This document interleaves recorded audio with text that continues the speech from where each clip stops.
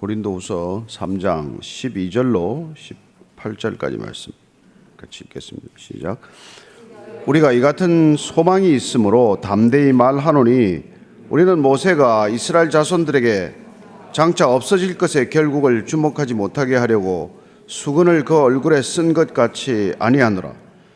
그러나 그들의 마음이 완고하여 오늘까지도 구약을 읽을 때 그 수건이 벗겨지지 아니하고 있으니 그 수건은 그리스도 안에서 없어질 것이라. 오늘까지 모세의 글을 읽을 때 수건이 그 마음을 덮었도다. 그러나 언제든지 주께로 돌아가면 그 수건이 벗겨지리라. 주는 영이시니 주의 영이 계신 곳에는 자유가 있느니라. 우리가 다 수건을 벗은 얼굴로 거울을 보는 것 같이 주의 영광을 보매 그와 같은 형상으로 변화하여 영광에서 영광에 이르니 곧 주의 영으로 말미암음이니라. 아멘. 사도 바울처럼 율법에 사실 정통한 사람도 없죠. 그는 랍비가 되어서 구약의 율법 전체를 통달했던 사람입니다. 그러나 그 율법 전체를 그가 꿰뚫다시피 했음에도 불구하고 그는 신앙 안에서 자유하기는커녕 점점 본인 자신이 어쩌면 죽어가는 것을 경험했기 때문에 그리스도 안에서 참된 자유를 맛보고 나서 그는 대변신을 한 것이죠. 그렇습니다. 신앙의 본질은 자유함에 있는 것입니다. 하나님께서 인간을 지으시고 그 인간에게 뭘 그렇게 대단한 걸 요구하셨겠어요? 하나님과의 아름다운 교제, 하나님의 형상을 닮은 인간 안에서 발견되는 그 아름다운 성품과 하나님이 교제하는 것 말고 뭘 그렇게 대단한 기대를 하셨겠어요? 근데 이스라엘 백성들은 점점 그 10계명을 더 많은 계명으로 늘려서 마치 그 계명에 목이 졸려가듯 하나님께서는 그들을 살리시고자 주신 의도와는 전혀 다르게 점점 죽어가는 백성들이 된 것이죠. 오늘 사도 바울은 따라서 고린도 교회를 향한 편지를 통해서 우리 신앙의 본질이 그렇게 남을 정죄하고 점점 율법에 갇혀가는 그런 어리석은 존재가 아니라 하나님 안에서 점점 더 많은 자유함을 누리는 것이 신앙의 본질이라는 것을 알려주고 있습니다. 따라서 그는 우리가 어제 보았던 그가 사용했던 용어지만은 정죄의 직분, 우리가 율법이라고 하는 것은 정죄의 직분이라고 한다면은 성령은 주님께서 우리에게 약속하신 성령이 오면은 의의 직분을 갖게 된다. 이런 표현을 써요.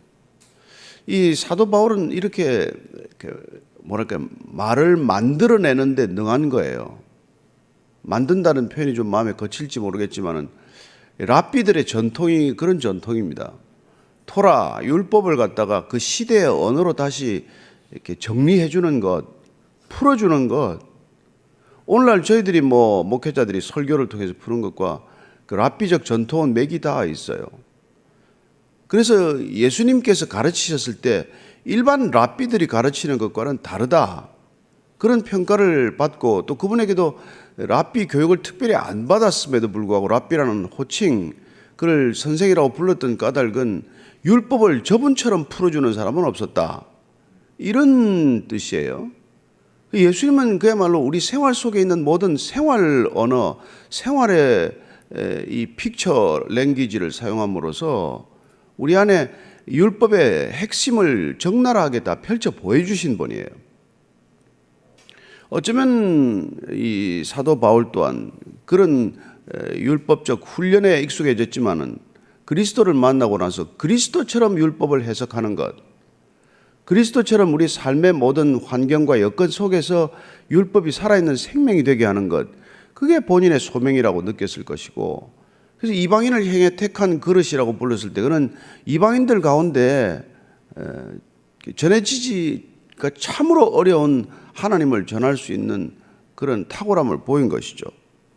오늘 이 고린도 교회를 향해서 그는 이렇게 말합니다. 12절 13절이에요. 시작.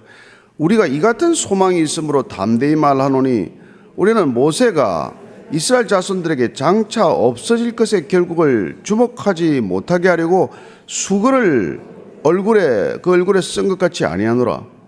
이 모세에 대해서 굉장히 어떻게 보면 잘못 들으면 비판적이고 굉장히 차가운 평가예요.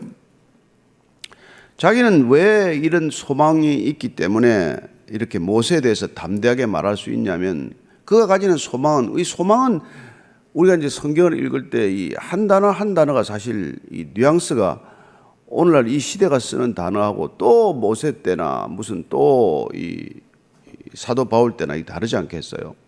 지금 우리가 소망하면 사실 무슨 뜻인지 잘 몰라요. 근데 이 소망이라는 게 우리가 가지고 있는 간절한 염원을 담은 열망이나 이런 걸 나타내는 게 아니에요.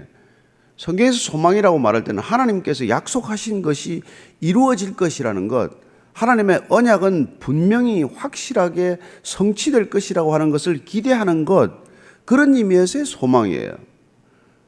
그러니까 우리 개인적인 어떤 그런 욕망이나 열망을 나는 소망이 있어, 이렇게라고 말하지 않아요. 하나님의 약속이 없으면 소망이 없는 거예요. 하나님의 언약을 우리가 모르면 소망 없는 사람으로 사는 거예요. 그러니까 아무리 큰 꿈을 가졌을지라도, 아무리 강력한 열망을 가졌을지라도 그걸 소망이라고 말하지 않는다는 거예요.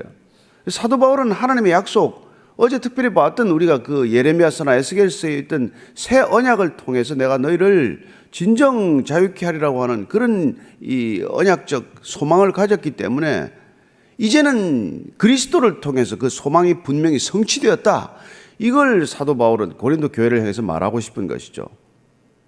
여전히 당신들이 뭔가에 묶여 있고 서로 교회가 그렇게 나눠지고 서로 정죄하고 교회의 아름다움, 교회가 지녀야 될 그 하나님 나라의 소망을 제대로 이루지 못하고 있는 까닭은 너희들이 아직도 마치 모세가 썼던 수건에 가려진 것처럼 무슨 가려진 것과 같은 상태에 있다는 거예요. 그래서 그 모세에 대해서 얼마나 그 사람들이 그 당시에 존경했겠어요. 모세를 신앙의 표본처럼 삼았던 사람들인데 모세조차도 그는 어떻게 보면 그 하나님을 배웠을 때 이게 잠시 얼굴에 나타났던 그 영광이 사라질까봐 수건으로 가리고 사실 수건 벗겨보면 아무것도 없어. 이런 얘기를 하고자 하는 거예요. 자칫 잘못하면 아마 모세 이 팬클럽에 맞아 죽을 얘기예요. 모세 어떠되고 모세를 그렇게 평가할 수 있냐, 이런 얘기일 거예요. 그러니까 여러분들이 이 부분을 제가 나중에 이게 저 메시지 성경으로 한 번 더 읽어드릴게요. 어쨌건 이 모세의 수건 사건은 우리가 한번 이게 구약에서 한번 확인을 해볼 필요가 있죠. 모세가 수건을 왜 썼는지, 뭐 때문에 그 수건. 근데 또 수건도 그래요. 수건으로 보려고 그러니까 이게 타올 생각을 할 거란 말이에요. 이 손수건도 아니고 목욕수건도 아니에요. 베일, 얼굴을 가리는 베일, 중동 지방에 차라리 여인들이 가리는 베일이라든지 얼굴 덮게, 눈 가리게 이런 걸 뜻하는 거지. 수건 해놓으면 우리 자꾸 손수건이나 목욕 타월을 생각하지 않겠어요? 그게 아니고 베일을 가렸다. 왜 가렸냐? 출애굽기 우리가 29장 모세가 얼굴에 이 베일을 가렸던 이유가 있죠. 34장 29절 읽어드리겠습니다. 모세가 그 증거의 두 판을 모세의 손에 들고 시내산에서 내려오니 그 산에서 내려올 때 모세는 자기가 여호와와 말하였으므로 말미암아 얼굴 피부에 광채가 나나 깨닫지 못하였더라.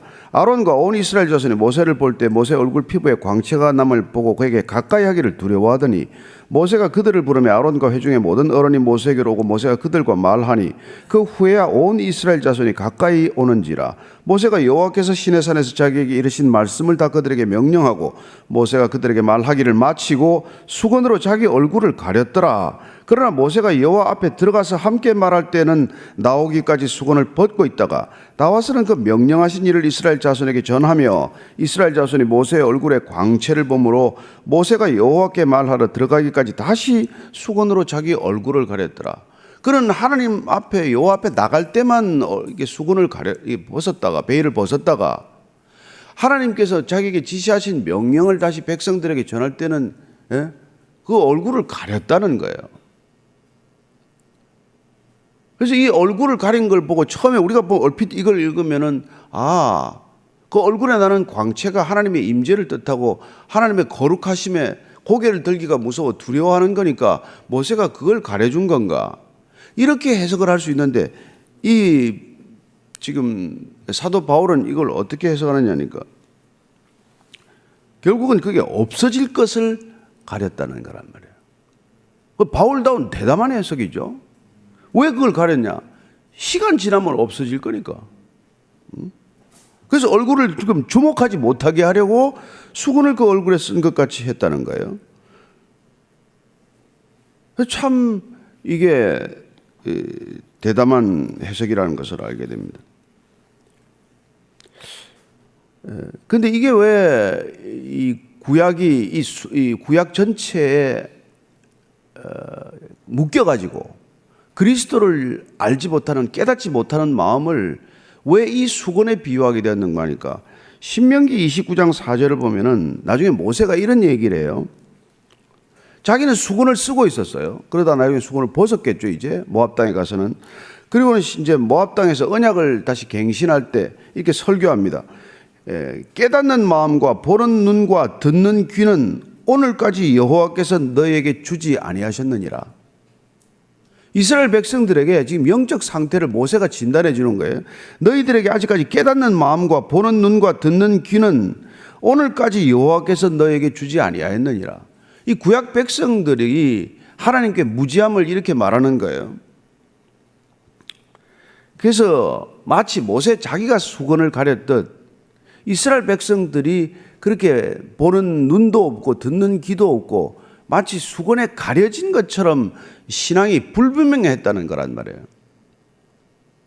그런데 지금 사도 바울이 얘기하고 싶은 건 너희들이 그리스도를 만나야, 성령이 와야, 그래야 수건이 벗겨지듯 눈에 비늘이 벗겨지듯 그래야 하나님의 진리를 알 수 있다. 이 얘기를 하고자 하는 것이죠.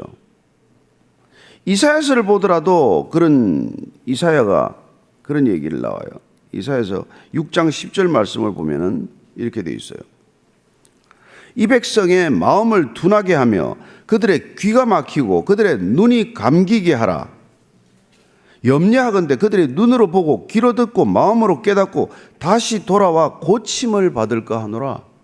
이걸 여러분 처음 읽으면 하나님은 고약하다. 왜 백성들이 깨닫고 뭐 이렇게 하면 좋지, 마음을 둔하게 하고, 귀를 막아놓고 눈을 감게 하고, 무슨 이 고약한 취미가 계신가?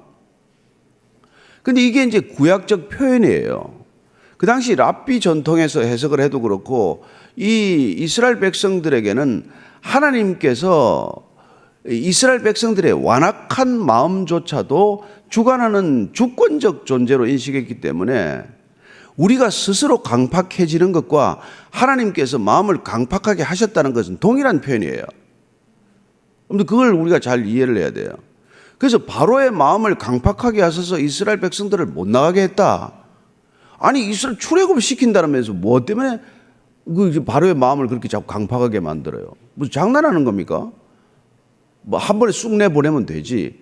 근데 바로가 계속해서 10가지 재앙을 만날 만큼 마음이 강팍하게 해서 이스라엘 백성을 못 나가게 하는 그 바로의 결정조차도 하나님의 주권이 하에 있다는 것을 강조하기 위한 표현이란 말이에요. 그러니까 여러분들이 하나님을 거부하는 것, 하나님 안 믿겠다고 하는 것, 그것조차도 우리의 마음을 강팍하게 해서 하나님을 못 믿게 하는 하나님의 주권적 영역에 속한다. 이런 뜻이란 말이에요. 그래서 지금 악한 자는 왜 제가 안 합니까? 악을 통해서 하나님께서 선을 이루어 가시는 걸 우리가 모르니까 악을 내버려 두는 하나님이 원망스럽지만 그 악을 통해서 우리를 깨우시고 우리의 신앙을 정결하게 하고 우리의 인생을 새롭게 만드시는 하나님의 놀라운 지혜를 우리가 안 보이니까, 그러니까 우리는 하나님을 자꾸 원망하는 거란 말이에요. 이 부분을 한번 보십시다. 이게 이 유진 피터슨이 이 12절부터 15절까지를 이렇게 번역을 해놨어요. 그래서 한번 볼 필요가 있습니다. 내가 읽어드릴게요. 우리를 감격스럽게 하는 것 소망이 있기에 그 어떤 것도 우리에게 방해가 되지 않습니다. 모세와 달리 우리는 숨길 것이 전혀 없습니다. 모든 것이 우리와 함께 환히 드러나 있습니다. 모세는 자기 얼굴에 나타난 영광이 사라져가는 것을 이스라엘 자손이 알아채지 못하게 하려고 수건을 썼습니다. 그래서 그들은 알아채지 못했습니다. 그들은 그때도 알아채지 못했지만 지금도 알아채지 못하고 있습니다. 그 수건 뒤에 아무것도 남아있지 않다는 것을 전혀 알아채지 못하고 있습니다. 오늘날에도 그들은 그 낡고 힘없는 통치의 선포를 소리내어 읽고 읽지만 그것을 꿰뚫어 보지는 못합니다. 오직 그리스도만이 수건을 벗기셔서 그 뒤에 아무것도 없다는 것을 그들로 직접 보게 하실 수 있습니다. 굉장한 의역이지만은 바울이 말하고자 하는 바를 이렇게 또 유진 피터스는 이렇게 번역을 해놓은 거예요. 이 핵심은 뭡니까? 우리가 그리스도를 만날 때까지는 그 율법 속에 헤매다가 인생 끝나는 거예요. 하나님이 주시고자 하는 진정한 자유, 구원은 맛보지 못하고 그냥 믿는다는 그 족쇄에 가려가지고 신앙생활에 아무 기쁨도 없고 그냥 율법을 지키는데 급급해가지고 율법을 지키지 않는 사람은 정죄하고 누가 율법을 잘 지키는지 자랑하고 그렇게 살아가는 구약적 백성의 모습을 마치 수건에 가려져서 진실을 보지 못하는 것과 마찬가지다. 그게 지금 사도 바울이 고린도 교회 교인들의 상태를 말하고자 하는 거란 말이에요. 어쩌면 그게 이 시대 교회를 다닌다는 사람들의 가려진, 베일에 가려진, 그리하여 그리스도의 진리를 아직까지도 보지 못하고 있는 이런 우리의 신앙을 말해주고 있는 거나 마찬가지라 이 말이죠. 그래서 여러분이나 저나 우리의 이 신앙이 정말 우리의 삶을 본질적으로 바꾸지 못하는 이유가 뭐냐? 내가 가려져 있는 내 수건은 뭔가? 나는 무슨 베일이 지금 나를 가리고 있나? 원천적으로 그건 죄예요. 그래서 그 죄와 죄에 대한 무지가 사실은 모든 사람들의 수건이에요. 그래서 그 베일이 가려져 있는 사람은 자기가 죄인이라는 생각을 한 번도 하지 않습니다. 그런데 예수 믿어도 또 내가 죄인이라는 생각을 그렇게 하지 못하게 하는 베일이 있단 말이에요. 그건 마치 내 신앙이 기준이 되어서 나처럼 믿지 않으면 누구의 신앙도 인정하지 못하는 그 베일에 가려져 있는 사람들이 또 많단 말이에요. 그래서 교회를 다니면서도 신앙의 자유는커녕 점점 정죄하는 정죄 전문가 내지는 남의 사람을 판단하는 판단 전문가가 되어서 저 사람 신앙은 저렇고 이 사람 신앙은 이렇고 그런 일로 소일하는 일이 생긴단 말이에요. 그래서 오늘 이 15절, 14절 14절 읽으면 어떻습니까? 그러나 그들의 마음이 완고하여 오늘까지도 구약을 읽을 때 그 수건이 벗겨지지 아니하고 있으니 그 수건은 그리스도 안에서 없어질 것이라. 그리스도 안에서만 그 수건이 없어진다.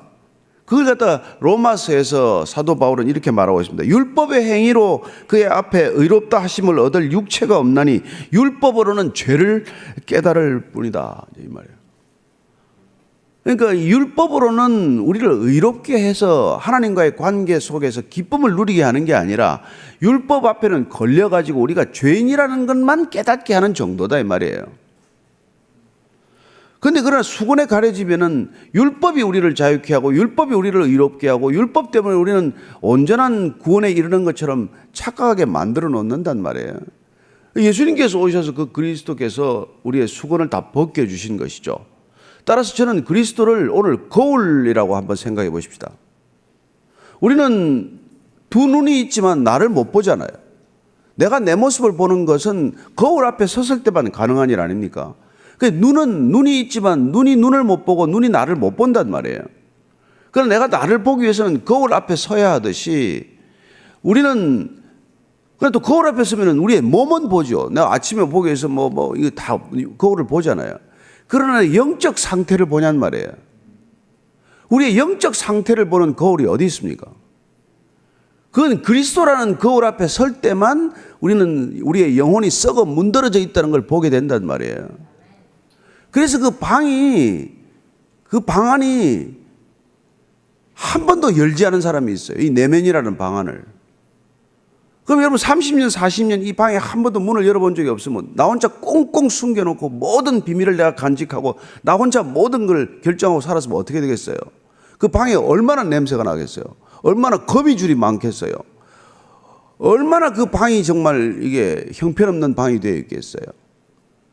그런데 우리가 그리스도 앞에서 창문을 열기만 하면 방을 열기만 하면, 빛이 한번 쏟아져 들어오기만 하면, 그러면 그 방의 상태가 소스라치게 우리가 놀란단 말이에요.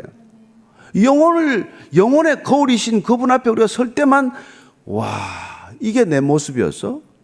이게 진정한 내 모습이야? 내가 이 정도 인간인가? 이게 우리가 영혼의 거울 앞에 설 때만 가능하단 말이에요. 그리스도 앞에 설 때만.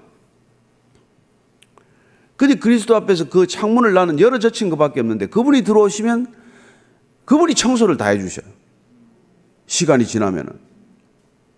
그럼 그분이 거미줄도 다 걷고 곰팡이 핀 거 다 닦아주시고, 우리는 창문만 열어놓으면 돼. 그리고 그 방의 주인이 내가 아니라는 것만 알면 돼요. 나는 내 방을 청소할 능력이 없다. 어린아이와 마찬가지로 방을 어지럽게만 했지 한 번도 방을 내 능력으로 깨끗게 할 수는 없다. 이걸 인정만 하면 그분께서 다 해주신다. 그래서 어떻게 보면 성령을 보내주셔서, 성령을 우리한테 좋게 말하면 파라클레토스, 보혜사 성령이지만 조금 이상하게 표현하면 파출부를 보내주셔서 매일 와서 24시간 우리의 방을 깨끗게 해주시는 분이 된단 말이에요. 그분한테 맡기기만 하면, 그분 맡기고 우리는 나와서 막 볼일 보고 들어가면 늘 방은 깨끗하게 청소가 되어 있고 집은 깨끗하게 되어 있고, 마치 호텔에 우리가 들어가 있는 것처럼 그렇게 사는 거죠. 그래서 어떤 분은 집 안 사고 호텔에서만 사는 분이 계시더만, 누가 인터뷰에서 왜 호텔을 사십니까 했더니, 아니 어느 와이프가 매일 침대 시트를 갈아줍니까? 와이프는 안 갈아주는데 호텔에 자면 덜 깨끗하게 갈아준다는 거예요. 아니 여러분, 그 호텔 침대 시트 깨끗하게 자겠다고 결혼도 안 하고 그렇게 살 게 뭐 있습니까? 그렇게 깨끗하게 하는 분과 살면 되죠. 그분이 인간이 아니라 성령 하나님이란 말이에요. 그분과 살면 전 여러분들이 깨끗하게 살 줄로 믿습니다. 날마다 깨끗하게 시트가 갈아져 있을 줄로 믿습니다. 그게 우리가 신앙 안에서 자유하는 거란 말이에요. 그럼 우리는 그 호텔 방에 대해서 아주 자유해요. 그냥 키로 열고 들어갔다 하루 종일 일보다 들어가기만 하면 돼. 그런 비유를 들 수 있다 이 말이죠. 자, 그래서 15절 16절입니다. 시작. 오늘까지 모세의 글을 읽을 때 수근이 그 마음을 덮어두다. 그러나 언제든지 주께로 돌아가면 그 수근이 벗겨지리라. 왜요? 주는 영이시니 주의 영이 계신 곳에는 자유함이 있느니라. 자유가 있느니라. 그래서 나는 길이요 진리요 생명이니 나로 말미암지 않고는 아버지께로 올 자가 없다. 나는 길이요 진리다라고 말씀하신 그분께서 내가 내 안에 있으면, 내 말이 너희 안에 거하면 너희가 참 제자가 되고 진리를 알게 되고, 그러면 진리가 너희를 자유케 하리라. 진리신 그분이 오면 우리의 영을 깨끗하게 하셔서 마치 우리의 집을 깨끗하게 청소해 주시는 분처럼 우리의 영혼을 그렇게 정결하게 하시고 성결하게 하시는 줄로 믿으시기 바랍니다. 그분이 영이시기 때문에 그분께 맡겨드릴 때 우리는 진실로 성결함을 경험하게 되는 것이에요. 여러분, 그분은 우리의 거룩함에 관심이 있습니다. 우리의 깨끗함에 관심이 있어요. 우리의 형편이 뭐 이렇게 대단히 뭐 이렇게 달라지는 데 관심이 있는 게 아니라 우리가 본질적으로 이 내면 세계가, 우리의 영혼이 주님이 받으시기에 합당한 모습으로 바뀌는 것. 자, 18절 읽읍시다. 시작. 우리가 다 수건을 벗은 얼굴로 거울을 보는 것 같이 주의 영광을 보며 그와 같은 형상으로 변화하여 영광에서 영광에 이르니 곧 주의 영으로 말미암음이니라. 그래서 그 거짓 선생들이 와서 뭐 추천서가 필요하네, 자기들은 자격이 있네, 자기들은 능력이 있네, 이런 소리 할 거 하나도 없다, 들을 것도 없다. 각자가 주의 영으로 충만하면, 주의 성령을 우리 안에 내주케 하면 그분께서 우리를 다 각자 정결케 하실 것이다. 그게 우리가 그리스도를 믿는 이유다. 여러분, 왜 예수 믿습니까? 그 목적을 분명히 알고 믿어야 돼요. 예수 믿고 이게 일확천금하자고 믿는 게 아니지 않습니까? 우리가 뭐 금광을 파는 겁니까? 우리가 무슨 주식 투자를 하는 겁니까? 그분을 통해서. 물론 그런 것도 막 하는 사람이 있어요. 그냥 음성을 듣고 무슨 주를 사라 그래서 샀다는 사람도 있고. 그게 아니고 그분은 우리의 깨끗함, 정결함, 거룩함, 성결함에 관심이 있단 말이에요. 우리가 이 내면 세계를 열어젖히고 주의 영이신 그분, 그 영이신 그분 앞에 우리가 거울 앞에 서면 우리의 영혼 상태가 한눈에 드러나게 되고, 그러면 우리는 우리의 추함을 인정하면 되고, 그러면 우리가 보혜사 성령께 저 좀 나갔다 오겠습니다, 방 좀 부탁드립니다, 그러면 그분께서 우리를 날마다 정결케 하실 줄로 믿으시기 바랍니다. 기도하는 시간이 뭐 하는 시간이라고요? 방 비워드리는 시간이에요. 그분이 방을 깨끗게 하는 시간이에요. 예. 우리 내면 세계를 깨끗하게 하기 위해서 그분께 맡겨드리면 그분이 우리를 정결케 하는 사이에 우리는 점점 우리의 삶의 모든 감각과 지각들이 살아나서 정말 우리에게 주어져 있는 모든 상황들이 이제는 비로소 거룩한 거울을 통해서 객관적으로 받아들이기 시작한단 말이에요. 그전에는 우리가 더러운 눈으로 더러운 거울로 더럽게 해석했지만 인생 전체가 새롭게 해석이 돼서 이 거울을 우리가 갖게 되면 인생관이 달라지고 세계관이 달라지고 신앙관이 달라지고 모든 관점이 달라지는 것을 경험하게 되는 것이죠. 저는 그래서 여러분들이 이 세상 사람과 다른 사람이 되어 있을 줄로 믿습니다. 날마다 다른 세상을 살아가는 게 아니라 같은 세상을 살지만 다른 관점으로 살아가는 저와 여러분 되기를 축복합니다. 오늘 기도할 때 하나님, 주 안에서 자유하게 하여 주옵소서. 모든 사람들이 묶여 있습니다. 여러분, 가졌다고 자유합니까? 성공했다고 자유합니까? 여러분, 진실로 자유할 수 있는 것은 그리스도 안에서만 자유할 수 있습니다. 오늘도 주 안에서 영이신 주님 앞에서 늘 정결케 되기를 원하고, 그리고 영이신 주님 앞에서 자유해지게 하여 주옵소서. 그렇게 한번 기도하고 또 각자의 자리로 가겠습니다. 하나님 아버지, 주님은 영이십니다. 따라서 우리는 영과 진리 안에서 예배를 드립니다. 하나님, 예배자의 삶은 자유하는 삶입니다. 예배자의 삶은 주 앞에서 투명하게 나를 드러내는 삶이요, 주 앞에서 나의 모든 것이 드러나는 삶이요, 나의 죄와 무지가 깨달아지는 삶이요, 죄와 무지로부터 벗어나는 삶이요, 온전히 주 안에서 자유로운 삶인 줄로 믿습니다. 주님, 끝까지 우리가 주 안에서 이 자유 놓치지 않게 해 주옵소서. 이 자유함으로 주께 기꺼이 달려가게 하사 주님 계신 곳에서 함께 영원한 예배자로 살아가는 그런 말할 수 없는 영광을 사모하게 하시고, 그 영광에 비교하여 이 땅에 잠시 있는 영광은 비교할 수 없는 영광이여 우리가 마음을 두고 살 것 되지 못한다는 것 날마다 고백하는 신앙 되게 해 주옵소서. 신앙이 우리를 점점 묶어가는 것이 아니라, 신앙이 우리 점점 불편하게 하는 것이 아니라, 신앙 안에서 점점 자유해지고 침략 안에 점점 평안을 누리는 참된 신앙인들 다 되게 하여 주옵소서. 이제는 십자가에서 그 참된 자유를 선포하신 우리 구주 예수 그리스도의 은혜와 하나님 아버지의 헤아릴 수 없는 사랑과 날마다 어딘가에 묶일 수밖에 없는 우리의 속성을 꺾어 주 안에서 자유케 하는 성령님의 거룩한 인도하심이 오늘도 주 안에서 자유를 선포하는 이 자리에 고개 숙인 모든 참된 자유자 위에 지금부터 영원까지 함께 하시기를 간절히 축원하옵나이다. 아멘.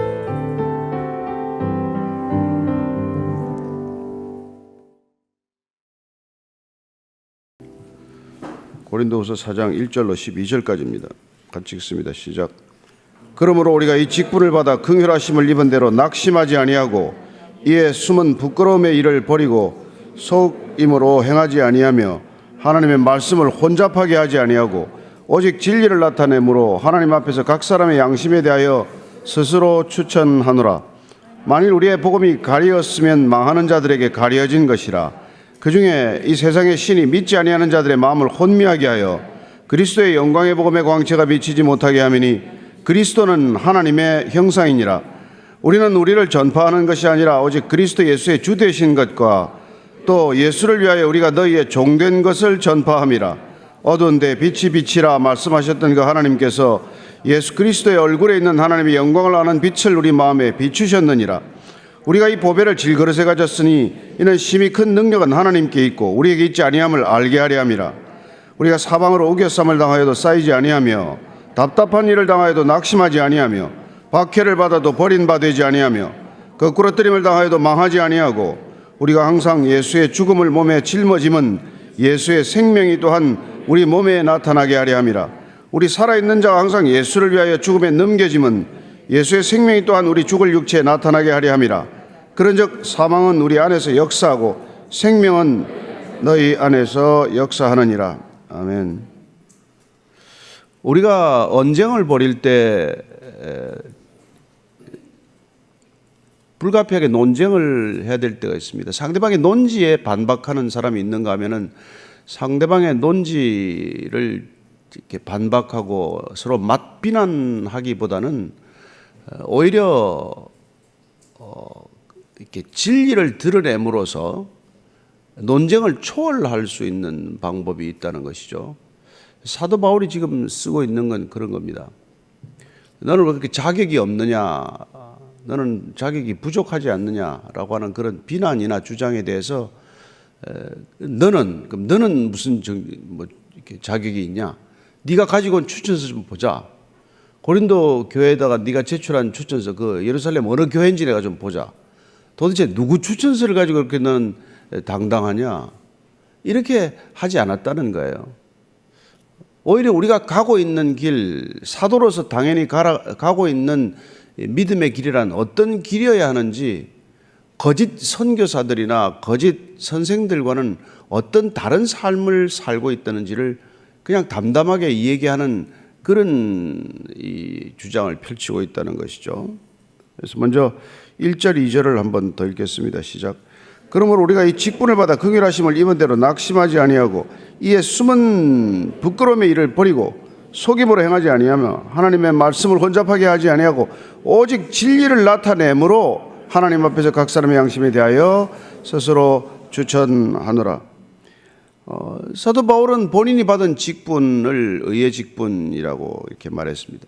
율법주의자들이나 유대주의자들이나 거짓 선생들이 가지고 있는 그런 직분 내세우는 그런 사망의 직분, 오히려 율법을 가르침으로써 율법 준수를 자꾸 외침으로써 또 오히려 어쩌면 유대인처럼 믿으라고 하는 그런 이 강요된 방식을 통해서 신앙을 일그러뜨리는 것이 아니라 그는 그리스도만을 강조함으로써 그리스도 안에서의 자유함을 신앙의 본질로 전수해 왔다는 것, 그걸 얘기하지 않았습니까? 그런데 본인은 그 직분을 받게 된 것이 바로 그리스도의 긍휼하심, 하나님 아버지의 긍휼하심 때문에 그 직분을 받았기 때문에 그 직분이 어떤 공격을 받거나 그 직분을 행사하다가 비록 상황이 어려워진다고 해서 낙심하는 일은 없다는 거예요. 여러분, 이거 중요한 이 얘기입니다. 우리가 왜 신앙생활할 때 자꾸 낙심하는 일이 생기냐면 믿음의 근거를 나한테 찾기 때문에 그래요. 우리의 믿음은 나 자신에게 비롯된 것이 아니라 그리스도로부터 비롯된 믿음입니다. 그리스도의 십자가로부터 우리는 구원받은 것입니다. 우리의 어떤 행위로도 기준 삼아 구원이 이루어진 게 아니라는 것. 따라서 우리의 구원은 온도 차이에 의해서 오락가락 내 마음의 상태나 환경의 여건에 따라서 내 구원받았는지 여부가 흔들린다거나 내 신앙의 굳건함이나 여림이 그런 일이 잘 풀리고 안 풀리고로 그렇게 흔들리거나 그런 게 아니라는 거예요. 그래서 낙심하지 않는다는 겁니다. 왜 사실 솔직히 우리가 낙심할 일이 없겠어요. 아무리 기도해도 기도가 응답되지 않고 주변에 일어난 일들은 더 안 좋은 일들만 일어나고 하면 사실 마음이 좀 위축되거나 그런 일이 있어요. 그러나 그럴 때 우리를 바라보면 낙심이 되지만 그러나 우리가 우리의 구원의 근원이 되시는 그분을 바라보고 십자가를 바라보면 우리는 그 낙심에서 벗어날 수 있다는 것을 알지 않습니까? 그래서 그리스도의 긍휼함을 입었다. 그게 은혜의 기초 아니에요? 우리는 은혜로 구원받은 것 아니에요? 은혜로 구원받은 것보다 주님이 우리를 불쌍히 여기신 긍휼하심이 어디 있겠어요? 그러나 그 긍휼하심이 분명하다면 그럼 우리는 이렇게 낙심하지 않는단 말이에요. 저는 우리가 신앙생활하면서 자꾸 이렇게 어렵고 힘든 상황, 낙심할 수밖에 없는 상황들이 닥친다고 하더라도 더 많이 오겠죠. 코로나는 끝나지 않았잖아요. 또 다시 극성을 부린다. 또 교회에 어떤 어려움을 올지 모르잖아요. 또 거리두기가 시작된다든지 또 비대면 예배가 강화된다든지 여러 가지 상황이 있을 수 있지만 그런 상황과 조건들이 우리를 낙심시키는 조건이 되어서는 안 된다는 것입니다. 여러분, 그게 우리 신앙의 힘이에요. 디모데전서 1장 16절을 보면은 이렇게 되어 있어요. 그리고 이제 사도 바울을 자꾸 공격하고 이렇게 하니까 나는 니네들이 그렇게 아무리 공격해도 낙심 안 하는 까닭은 내가 그리스도의 긍휼하심을 입었기 때문인데, 그 디모데에게 그 그리스도의 긍휼함을 입은 걸 이렇게 설명을 해요. 디모데전서 1장 16절 말씀입니다. 내가 긍휼을 입은 까닭은 예수 그리스도께서 내게 먼저 일체 오래 참으심을 보이사 후에 주를 믿어 영생 얻는 자들에게 본이 되게 하려 하심이라. 여러분, 사도 바울은 그리스도인들을 핍박하던 자 아니에요. 근데 본인이 어떻게 구원받은지를 알았단 말이에요. 아, 그리스도께서 나를 오래 참아주셨구나. 나 같은 사람 오래 참아서 구원하신 까닭은 우리 주변에 오래 참아야 할 사람들이 얼마나 많습니까? 아마 저 같은 사람도 대표적입니다만, 누군가 오래 참아주지 않았다면 예수 믿을 까닭이 없죠. 믿을 수가 없는 사람이에요. 근데 이렇게 사도 바울이 주님이 나를 오래 참아줘서 나를 구원하신 까닭, 긍휼을 베푸신 까닭은 나 같은 자들에게 또 오래 참으라고 본이 되게 하신 거구나, 이런 거예요. 여러분, 이해가 갑니까? 모태신앙은 이해가 좀 어려울지 모르겠어요. 1장 12절을 보면은, 그래서 나를 능하게 하신 그리스도 예수 우리 주께 내가 감사함은 나를 충성되이 여겨 내게 직분을 맡기셨다, 이렇게 말합니다. 직분을 맡겨주신 거예요. 사도 바울 같은 사람한테 맡겨서 안 될 사람 아닙니까? 그 사람한테 힘을 주면 어떻게 돼요? 그리스도를 공격하던 사람인데. 그러나 오래 참아서 긍휼을 베풀고 그에게 직분을 맡기셔서 사도 바울이 어떤 역할을 했습니까? 유럽을 바꿔놓지 않았어요. 예루살렘에 있는 12제자들은 헬라어 못하지 않습니까? 그러나 바울은 헬라어에 능통했고 로마 시민권을 가졌고, 하나님께서 그가 특별히 필요하니까 이렇게 부르셔서 말이죠, 유럽의 관문을 뚫게 하시고 헬라 세계를 뒤집어 놓지 않습니까? 그래서 이제 사도 바울은 이게 나중된 자 먼저 된다라고, 이 사도 바울이 흔들리지 않는 거예요. 낙심하지 않습니다. 갈라디아서 6장 9절 말씀 우리 잘 아는데, 우리가 선을 행하되 낙심하지 말지니 포기하지 않으면 때가 이름에 거두리라. 여러분, 낙심하지 않으면 때가 되면 반드시 이룹니다. 하나님이 끝내지 않았는데 왜 끝냅니까? 하나님이 아직 생명을 허락하셨는데 왜 끝을 내요? 그러니까 낙심하지만 않으면 반드시 때가 온다는 거예요. 그러니까 여러분들이 절대로 이렇게 상황이 어렵더라도 낙심하지 않게 되길 바랍니다. 어려운 건 파도인데요. 파도는 왔다 갔다 하는 거예요. 파도 보고 놀라지 마십시오.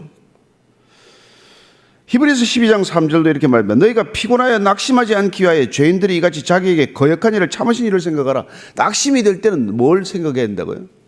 우리를 오래 참으신 일을 생각하라. 그러면 낙심이 극복될 것이라 그럽니다. 그러니까 우리가 왜 아침마다 이게 그리스도의 십자가 앞에 와냐, 십자가를 왜 묵상하냐, 그 십자가의 수치를 끝내 참으시고 아버지의 뜻을 이루신 그분을 생각하면 우리가 고난 받는 게 사실 대단한 고난입니까? 저와 여러분들이 예수님 때문에 채찍을 한번 맞은 적이 있어요. 가시 면류관을 한번 썼습니까? 얼굴에 누가 침을 뱉었습니까? 말 몇 마디 듣는 거 가지고 나 상처받았네, 이 교회 못 다니네. 아니, 교회 못 다니는 게 아니라 교회 아예 나오지 말아야 돼. 그런 심장 가지고 어떻게 예수를 믿어? 우리가 십자가에 못 박혀 죽지도 않을 거 아니에요. 우리가 죽어봐야 되게 병상에서 호수나 깎고 죽거나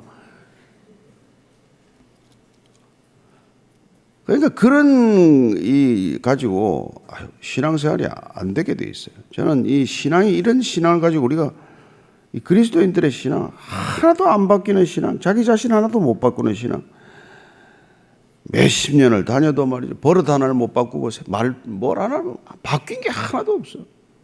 뭐로 예수 믿는다고 하는 건지 알 수가 없어요. 정말 답답한 일이 많죠. 3절 4절 읽습니다. 시작. 만일 우리의 복음이 가려졌으면 망하는 자들에게 가려진 것이라. 그중에 세상의 신이 믿지 아니하는 자들의 마음을 혼미하게 하여 그리스도의 영광의 복음의 광채가 비치지 못하게 하니 은히 그리스도의 형상이니라. 근데 이게 말이죠, 복음이라는 게 같은 복음을 들었는데 누군 못 믿고 누군 믿어요. 그죠? 안 믿어진 사람 죽어도 안 믿어지거든요. 근데 우리가 나중에 이제 진짜 안 믿다가 뒤늦게 믿은 사람들이 나중에 깨닫게 돼요. 그때 내가 왜 그렇게 안 믿었지? 내가 지극히 이성적이어서, 내가 지성이 남보다 탁월해서. 사도 바울이 그 이성과 지성이나 이런 상식의 면에서는 뛰어난 사람이었단 말이에요. 근데 본인이 스스로 나중에 믿게 된 이유를 보고 깨닫고 보니까, 아, 이 세상에 혼미한 신이 있구나. 사탄이 있구나. 이놈이 눈을 가리는구나. 거기 가리면은 옴짝달싹 못하고 복음이 안 들리는구나. 그리스도가 안 보이는구나. 이걸 안 거란 말이에요. 그러니까 여러분, 예수 믿는다는 건 영적인 사건이에요. 우리 영의 눈이 떠지는 사건이란 말이에요. 그래서 야, 이 복음이 왜 안 전해지지? 망하는 자들에게는 가려져서 눈을 떠지지 않는 거예요. 귀가 안 들리는 거예요. 그 여러분 설교 시간에 보면 막 계속 조는 사람이 있거든요. 귀가 안 열린단 말이에요. 성경 보면 그냥 펴는 순간 졸리거든요. 눈이 안 열리는 거예요. 그래서 제가 성경 한 절 읽더라도 꼭 기도하고 읽으십시오. 성령님 눈을 뜨게 해 주십시오. 성경이 눈앞에 확 튀어나오게 해 주십시오. 그래야 여러분 그 말씀이 살아있는 말씀이 되지. 안 그러면 죽은 글자예요. 그러니까 세상에 신이 있어서 이게 믿지 않는 자들의 마음을 혼미하게 한단 말이에요. 오만 가지 생각. 성경만 펴면 집에 불 끄고 왔나? 설교 시간에 앉으면 아유 강아지 밥 주고 와야 되는데 뭐 이런 생각 하루 종일 딴 생각을 하게 만들어요. 세상이 이게 여러분 이게 다 여러분들을 혼잡하게 만들면 아주 간단하거든요. 생각이 복잡하면 의심이 들어갑니다. 그게 뭐 단순한 사람을 무식쟁이다 이렇게 말하면 안 되는 게, 단순한 사람은 여러분 한번 믿으면 안 흔들려요. 생각이 많은 사람은 자꾸 의심이 들어온단 말이에요. 왜 이렇게 썼지? 야, 아담이 첫째 맞아? 그럼 누가 언제 뭐 가인은 또 누굴 죽였다는 거야 또? 뭐 성경만 보면 그냥 의심할 게 한두 개가 아니거든. 아이고 무리를 걷는 게 말이 돼? 물씬 할아버지도 빠졌는데 뭐 하나도 믿을 게 없어. 그냥 십자가에 죽었다는 그 인간적이네. 그래서 인간 예수밖에 안 보이는 거예요. 그래서 그것까지만 믿어라 이렇게 하는 거예요. 이게 이 사단의 전략이에요. 여러분들 스크랩테이프의 편집을 한번 봐야 돼. 이 사단의 전략 본부에서 어떻게 그리스도인들을 환자라고 불러요. 그들은 크리스찬들을 환자라고 부르는데 환자를 어떻게 이게 공략하는지를 아주 그냥 그걸 보면 우리가 얼마나 당하고 사는지 아는 거죠. 열심히 생활해라. 그리스도는 살아라. 기도만 하지 말고 뭐 이런 거 다 그들의 전략이란 말이에요. 그 예수 그리스도의 신성만 부인하면 돼. 아, 인간 예수 얼마나 좋아. 인간 붓다. 인간 그 소크라테스 4대 성인 중에 하나야. 뭔 하나님이야, 하나님. 사도 바울이 그랬던 거란 말이에요. 그게 왜 하나님이야, 하나님은. 유일신 사상에 보면 그것처럼 불경하는 게 어디 있어요. 삼위일체론 자체가 이게 모독, 신성 모독이란 말이에요. 그런데 오늘 자기가 이게 깨고 보니까 아, 내가 혼미한 신에 이게 헷갈렸구나. 그게 정리가 되고 나니까 영광의 복음의 광채가 비친 거예요. 그리스도가 하나님의 형상이다. 이게 여러분 깨달아진 거예요. 이게 기독교는 한마디로 예수님이 하나님이다. 예수가 그리스도다. 예수 그리스도는 하나님의 형상이다. 형상이라고 할 때 이거 아이콘이라는 뜻이 아이콘. 이게 하나님의 나라의 아이콘이 예수 그리스도란 말이에요. 그러면 하나님의 나라가 작동하기 위해서 우리가 앱을 깔아야 되잖아요. 핸드폰에 다 앱 깔잖아요. 그럼 앱에 우리가 뭐 유튜브 하나를 보려도 유튜브 아이콘을 눌러야 되잖아요. 그게 예수 그리스도가 그 아이콘이란 말이에요. 헤븐리 킹덤이라고 하는 애플리케이션이 작동을 하려면, 하나님 나라가 작동을 하려면 예수 그리스도라는 아이콘을 눌러야 된단 말이에요. 아, 이게 좀 멋있는 설명을 하면 좀 감동이 돼야 되는데 표정들이 그렇게 잘 못 알아듣는 것 같으네. 그러니까 우리가 하나님 나라의 앱을 깔았다면 예수 그리스도의 아이콘이 반드시 있어야 된다. 그걸 눌러야 그 프로그램이 작동이 된단 말이에요. 소프트웨어가. 근데 이걸 못하게 한단 말이에요. 이게 가라주를 뿌려. 가라주를 뿌려놓으면 헷갈리잖아요. 아이콘이 헷갈린대. 그래서 막 사방에 가라주를 뿌려 다니는 거예요. 우리 머릿속에 계속 가롯 유다의 마음속에는 예수를 팔 생각을 불어넣고, 그죠? 베드로에게는 마지막에 두려움을 집어넣고, 이러면 뭐 예수 다 부인하는 거 일도 아니에요. 그래서 하여튼 뭐 그 비슷한 아이콘을 막 깔아놓는 게 가라지란 말이에요. 마태복음 우리가 13장에 가면은 그 가라지 얘기가 나오거든요. 가라지 얘기가. 가라지가 이게 보면은 13장을 제가 뭐 읽어드릴게요. 사람들이 잘 때 그 원수가 와서 곡식 가운데 가라지를 덧뿌리고 갔더니 싹이 나고 결실할 때 가라지도 보이거늘 집주인의 종들이 와서 말하되 주여 밭에 좋은 씨를 뿌리지 아니하였나이까. 그런데 가라지가 어디서 생겼나이까. 주인이 이르되 원수가 이렇게 하였구나. 종들이 말하되 그러면 우리가 가서 이것을 뽑기를 원하시나이까. 주인이 이르되 가만두라. 가라지를 뽑다가 곡식까지 뽑을까 염려하노라. 여러분, 가라지 우리가 이단하고 상대할 필요가 없어요. 가라지가 막 사방에 뿌려져 있는데 이 가라지 뽑다가 멀쩡한 알곡도 뽑게 될까 두렵기도 하고, 그건 하나님께서 마지막에 다 곳간에 나중에 가를 때 가라지는 모아다가 불에 사르고 말 거다. 그렇게 얘기하는 거란 말이에요. 그냥 안심하고 뭐 이단들하고 싸울 것도 없어요. 이단들도 막 진화해가지고 좀 2.5단, 3단 돼가지고 상대도 어렵습니다. 그게 아주 힘들어요. 보통 연구해가지고 되지도 않아요. 이제 우리는 진짜만 보고 있으면 돼요. 아이콘, 그리스도의 형상, 그 진짜 아이콘만 보고 있으면 가짜가 식별될 줄로 믿습니다. 자, 5절, 6절, 7절의 시작. 우리는 우리를 전파하는 것이 아니라 오직 그리스도 예수의 주 되신 것과 또 예수를 위하여 우리가 너희의 종된 것을 전파함이라. 어두운 데 빛이 빛이라 말씀하시던 그 하나님께서 예수 그리스도의 얼굴에 있는 하나님의 영광을 아는 빛을 우리 마음에 비추셨느니라. 여기 보니까 사도 바울이 이 거짓 선생들과 사도들의 이 묘한 경계를 가르쳐 줍니다. 뭐냐, 그러니까 그들은 자신을 전파한단 말이에요. 자신의 자격, 자신의 능력, 자신의 사도성, 이런 것들을 자꾸 강조함으로써 이게 살해받는 것에 관심이 있었어요. 결국 돈 많이 받는 것, 대접 많이 받는 것, 그게 그들의 관심이었지만 사도들은 뭐예요? 예수 그리스도를 오직 전파하는데 혼신을 다하는 거예요. 나는 죽고 내가 그리스도가 사시는 것을 드러내고 싶다. 그래서 나는 추해도 좋고 비천해도 좋고 나는 아무 대접을 못 받아도 상관이 없어요. 그죠? 그래서 그런 예수 그리스도의 얼굴에 있는 그 영광이 우리 마음에 비추었기 때문에 우리는 다른 어떤 것에도 흔들리지 않고 오직 그것이 드러나는 데만 관심이 있단 말이에요. 야, 근데 이게 뭐 가짜 그리스도인들은 자기들이 드러내는 게 중요해. 자기가 드러나는 게. 목사도 마찬가지죠. 뭐 내가 드러나는 게 더 중요한 거라 이렇게 생각이 되면 사실은 실족한 거란 말이에요. 그래서 왜 사례를 이거밖에 안 주냐? 뭐 집회 가가지고 뭐 나는 얼마를 내놔라 뭐 이런 사람이 없나? 뭐 교회를 팔아 넘기는 사람이 없나? 뭐 이게 뭐 완전히 이게 비즈니스도 이런 비즈니스가 없어요. 그 당시에도 마찬가지란 말이에요. 이게 추천서 써가지고 와서 설교할 기회를 얻고 설교하면은 뭐 나를 이렇게 대접하라 이거란 말이에요. 그런데 사도 바울이 이게 7절 이렇게 말합니다. 같이 읽습니다. 시작. 우리가 이 보배를 질그릇에 가져신 이는 심히 큰 능력은 하나님께 있고 우리에게 있지 아니함을 알게 하려 함이라. 보배가 왜 질그릇에 담깁니까? 보배는 금그릇에 담겨야죠. 하다못해 은그릇에 담아야죠. 보배가 질그릇에 담겼다. 이건 사도 바울과 같이 연약한 나에게 담긴 까닭. 그건 보배가 보배됨을 더 드러내기 위한 거라 이 말이에요. 우리같이 연약한 이 질그릇, 깨지기 쉬운 이런 그릇에 하나님께서 보배를 담아준 것. 이 보배란 뭡니까?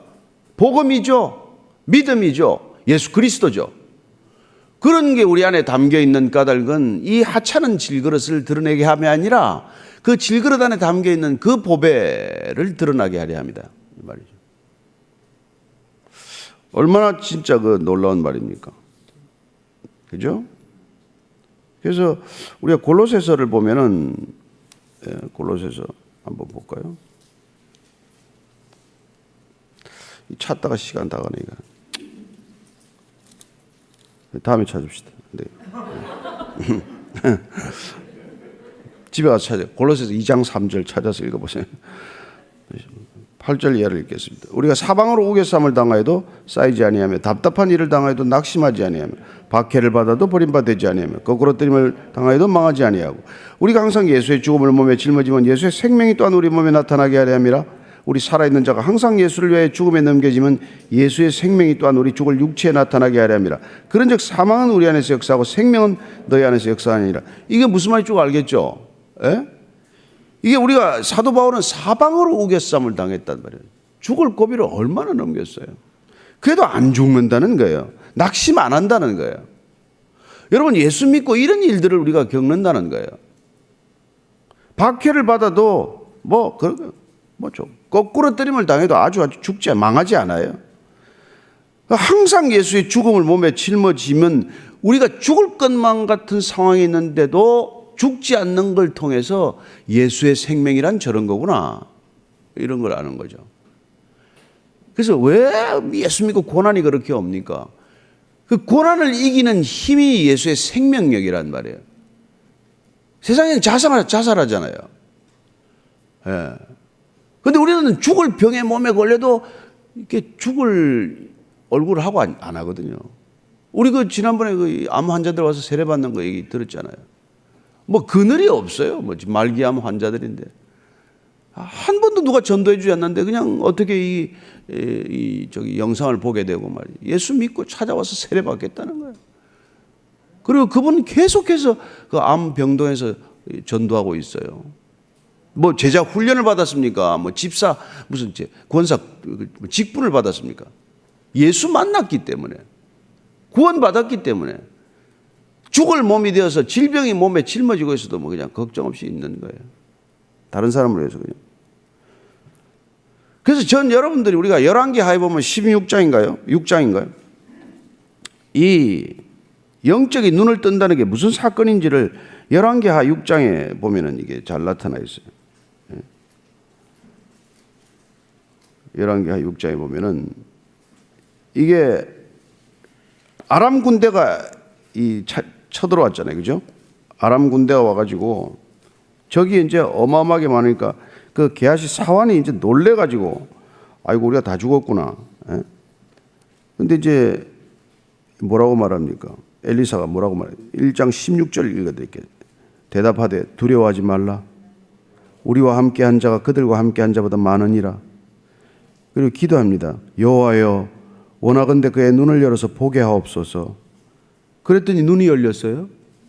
눈이 열리니까 뭐가 보였죠? 불말과 불병거가 산에 가득하여 엘리사를 둘렀더라. 여러분, 이 사도 바울을 둘러싸고 있는 불병거와 불말을 보시기 바랍니다. 태장에 40에 한한 가마매를 5번 맞고 강의 위협, 도적의 위협, 돌에 맞아 죽을 위협, 온갖 위협을 다 겪었지만 그렇게 안 데려갑니다. 나중에 로마에서 목이 잘려 죽죠. 그러나 하나님의 일을 감당해야 될 때까지는 안 데려가신단 말이에요. 여러분들이 그냥 담대하게 그냥 복음을 전하고 있으면 복음 때문에 능력을 주실 줄로 믿으십시오. 우린 질그릇이에요. 우린 쉽게 깨질 겁니다. 그러나 우리 안에 담긴 보배는 더욱더 향기를 발할 것입니다. 그게 하나님께서 우리를 연약하게 만드는 이유고 사도 바울이 연약해진 까닭을 깨달은 거란 말이에요. 예수 믿고 더 강해졌다. 믿음은 날로 더 새로워지고 속사람은 날로 더 강해지지만 우리는 겉사람은 약해질지라도 우리의 믿음은 날로 더 강해질 줄로 믿습니다. 우리가 전하는 복음을 전하면 전할수록 여러분들이 강한 믿음을 갖게 될 줄로 믿으십시오. 왜 낙심되고 왜 자꾸 침체되고 왜 자꾸 용기를 잃는지 아십니까? 그냥 혼자 있으니까. 여러분, 우리는 누군가에게 복음을 전하기 위해 부름받은 사람들이에요. 전할수록 우리 때문에가 아니라 복음을 들어야 할 사람 때문에 능력을 주실 줄로 믿으십시오. 여러분, 우물가의 여인도 예수를 만났다 그러고 물동이가 그게 얼마나 중요한데 중도에서 물동이 버리고 나면 물 못 먹고 삽니다. 물동이를 버려두고 마을로 내려가서 딴 얘기 안 해요. 내가 예수를 만났다. 메시아를 만났다. 그리스도를 만났다. 내가 구원받았다. 그게 확실하면 여러분 불일 듯 일어날 줄로 믿습니다. 여러분들의 열정이, 생명이 사랑이 그렇게 오늘도 누군가에게 사랑을 전하는, 생명을 전하는 전도자가 되기를 원합니다. 여러분, 그러면 여러분 살아납니다. 안 그러면 매일 그렇게 여러분들이 살아나면 세상이 저 사람이 저렇게 바뀌었구나. 그게 여러분 예수 믿는 재미요, 예수 믿는 힘이요, 예수 믿는 영광인 줄로 믿으시기 바랍니다. 기도하겠습니다. 하나님 아버지, 사도 바울이 연약한 질그릇 것 같지만 복음이 담김에, 그 안에 보배가 담김에, 그리스도가 담김에 그런 세상이 감당할 수 없는 사람이 되었습니다. 하나님 아버지, 우리 안에 계신 이 질그릇과 같은 우리 안에 담긴 보배가 무엇인지를 알게 하시고, 우리 안에 있는 믿음, 우리 안에 있는 이 소망, 우리 안에 있는 이 놀라운 그리스도의 능력이 하나님 세상을 넉넉히 이기는 능력인 줄로 믿습니다. 환난을 만나도 세상을 이긴다고 하셨고 이겼다고 하셨사오니 그 능력이 우리 안에 있게 하셔서 우리가 복음 전할 때마다 그 능력이 나타나게 하시고, 우리가 걸어갈 때마다 그리스도의 향기가 나게 하시고, 우리가 만나는 사람에게마다 그리스도의 메시지가 전해지게 하여 주옵소서. 그 메시지 때문에 한 사람 한 사람 성령의 사람으로, 능력 있는 사람으로 세워주셨사오니 주님, 위축되지 않게 하시고 낙심하지 않게 하시고, 아무리 상황에 우겨쌈을 당할지라도, 천만인이 둘러싸야 할지라도 오히려 평안하다 말할 수 있고 고백할 수 있고 선포할 수 있는 담대한 믿음의 형제 자매들 되게 하여 주옵소서.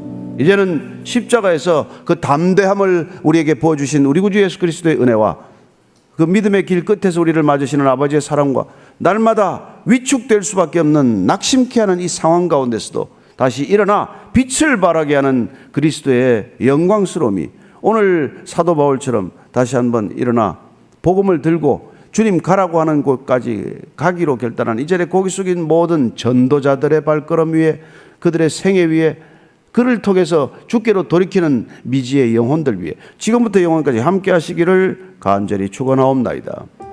아멘.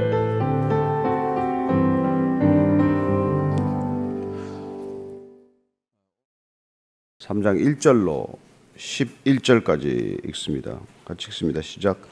우리가 다시 자천하기를 시작하겠느냐? 우리가 어찌 어떤 사람처럼 추천서를 너희에게 붙이거나 혹은 너희에게 받거나 할 필요가 있느냐? 너희는 우리의 편지라. 우리 마음에 썼고 무사람이 알고 읽는 바라. 너희는 우리로 말미암아 나타난 그리스도의 편지니 이는 먹으로 쓴 것이 아니요 오직 살아계신 하나님의 영으로 쓴 것이며 또 돌판에 쓴 것이 아니요 오직 육의 마음판에 쓴 것이라. 우리가 그리스도로 말미암아 하나님을 향하여 이 같은 확신이 있으니 우리가 무슨 일이든지 우리에게서 난 것 같이 스스로 만족할 것이 아니니 우리의 만족은 오직 하나님으로부터 나느니라.